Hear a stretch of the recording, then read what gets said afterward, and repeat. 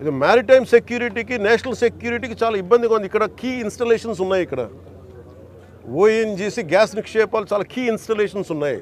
తూర్పుగోదావరి జిల్లా అంతా, ఉమ్మడి తూర్పుగోదావరి జిల్లా అంతా కేజీ బేసిన్ ఉంది.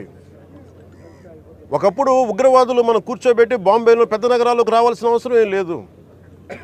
హైదరాబాద్లో చూసాం, గోకుల్ చాట్ బండార్ లాంటి చోట కూడా వచ్చేసారు. ఇక్కడ వచ్చి ఒక 10 మంది ఉగ్రవాదులు వచ్చి ఎడాపెడిగా కాల్ చేస్తే దిక్కు లేదు. ఇక్కడ వాళ్ళు చనిపోవడానికి సిద్ధంగా ఉంటారు ఉగ్రవాదులు. 25,000 టన్నుల 25,000 కిలోల హెరాయిన్ ఆంధ్రప్రదేశ్లో వైజాగ్ పోర్టులో దొరికింది. That shows the vulnerability.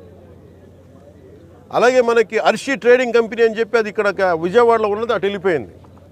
అలాగే నా దృష్టికి 2 పేర్లు వచ్చింది. ఒకటి అలీషా అనే పేరు చాలా పదే పదే వినిపిస్తూ ఉంది. నాకు అర్థం కాదు ఎవరు అలీషా, ఎవరు అని. అలాగే ఇందాక చూస్తే దాదాపు 16 కంపెనీలు ఉన్నాయి. ఇందాక మనకి కొండబాబు గారు కూడా నేను ఒకటే చెప్తా ఉన్నాను, మనోహర్ గారికి కానీ సుధీర్ గారికి కానీ మేమందరం కూర్చోబెట్టి ఇందాక మనం బోట్లు వెళ్తాం మాట్లాడుకున్నట్టు, it is not about one individual. Smuggling అలవాటు అయిన వాళ్ళు క్రిమినల్ యాక్టివిటీస్కి అలవాలం అయిపోతే tomorrow it will be RDX, tomorrow it will be weapons, tomorrow it will pose as a great threat for national security. చేతులు కాలేక ఆకులు పట్టుకున్నట్టు ఉంటుంది. బాంబే కూడా రిపీటెడ్గా అధికారులు ఇలా వదిలేశారు. ఆర్డిఎక్స్ లారీలు బస్తాలు వ్యాన్లు వచ్చేసి వెళ్ళిపోయినాయి. ఎంత కుదిపేసిందో తెలుసు మాకు. సో అందుకని ఇలాంటి ఇంకా ఆగాలి, ఇలాంటివి చెప్పాలనేది నేను ముఖ్యమంత్రి గారి దృష్టికి ఆల్రెడీ చెప్పాను నేను. సో మేము ఆ క్రమంలోనే ముఖ్యమంత్రి గారి ఆదేశాల మేరకు మేము కూర్చోబెట్టి క్యాబినెట్ మీటింగ్స్లో మేము కూర్చొని మాట్లాడుతున్నాం. దీని మీద చాలా కఠినమైన చర్యలు తీసుకోవాలి. అలాగే పీడీ యాక్ట్ పెట్టాలని పెట్టుకున్నాం. మొన్నదాకా ల్యాండ్ గ్రాబింగ్ యాక్ట్లో సివిల్ సప్లైస్తో కూడా రిపీటెడ్ అఫెండర్స్కి దీని పీడీ యాక్ట్ పెట్టాలని చెప్పి మనోహర్ గారు మా రోజు క్యాబినెట్ మీటింగ్లో పెడితే ఇప్పుడు అది కూడా జరిగింది. గవర్నర్ గారి దగ్గరికి వెళ్ళాలి ఆ బిల్లు. తర్వాత మన ప్రెసిడెంట్ గారి అంగీకారం తెలియజేయాలి దానికి.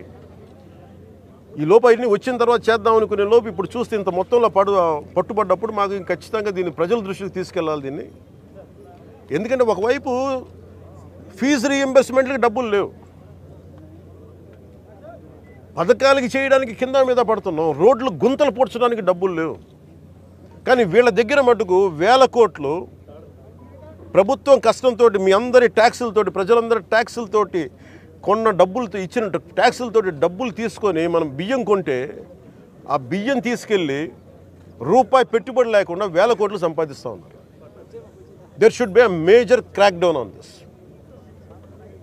దీనికి మన భేదం లేదు. దీనికి అధికారులు కాదు, పొలిటికల్ వ్యవస్థ కాదు, ఎవరైనా సరే ఇది చాలా స్టర్న్ యాక్షన్ అయితే తీసుకోవాలి. This will pose as a national. ఇట్లాగే వదిలేస్తే this port will become a menace for national security. గత ప్రభుత్వం నేను మొత్తుకుంటా ఉన్నాం, మేము ఇబ్బందిగా ఉంది మాట్లాడి. నేను నాకు ఎంత ఆశ్చర్యం, ఎంత డీప్ రూటెడ్ నెట్వర్క్ అంటే నేను వస్తానంటే నన్ను ఇప్పటికీ 2 months నుంచి ఆపేశారు, నన్ను రానివ్వకుండా. ఉన్నత స్థాయి అధికారుల దగ్గర నుంచి లేదు సార్, అక్కడికి వెళ్తే కొంచెం ఇదవుతుంది సార్, ఎందుకు సార్ ఇప్పుడు కాదు సార్, తర్వాత సార్ ఇప్పుడు యాక్షన్ తీసుకున్నాం సార్, రిపీటెడ్గా చెప్తా ఉన్నారు. నాకు నిన్న విసుగొచ్చి ఒకటే చెప్పాను, పోలీసు వస్తారా రండి, లేదంటే నేను కూర్చోబెట్టి నేను కారులో నేను వెళ్ళిపోతాను, అధికారులు నా పక్కన రాకపోయినా పర్లా. ఈ నిర్ణయం తీసుకొని ఇక్కడికి వచ్చింది. ఇది ప్రజలకు తెలియాలి. ఇది కొండబాబు గారు కానీ, నాదెండ్ల మనోహర్ గారు కానీ,